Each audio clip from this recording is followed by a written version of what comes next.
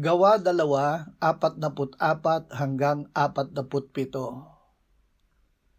Ang lahat ng mga mananampalataya ay magkakasama at ang kanilang ari-arian ay para sa lahat.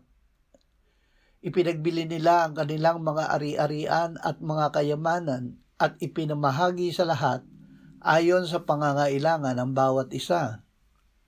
At araw-araw habang sila'y magkakasama sa templo, sila'y nagpuputol-putol ng tinapay sa bahay-bahay at nagsasalo-salo na may galak at tapat na puso na nagpupuri sa Diyos at nagtatamo ng lugod sa lahat ng tao at idinaragdag sa kanila ng Panginoon araw-araw ang mga naliligtas.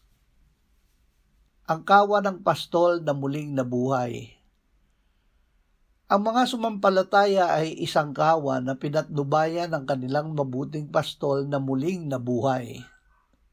Sila ay namuhay na may pakikisama sa isa't isa, sapat sa pangangailangan at hindi nagkulang, nagsama-sama sa templo at nagsalo-salo na may kagalakan. Ipinabuhay nila ang buhay na may kasaganaan bilang isang kawan na sumusunod sa turo ng mga apostol na hinirang ng punong pastol ng mga laga sa kanila.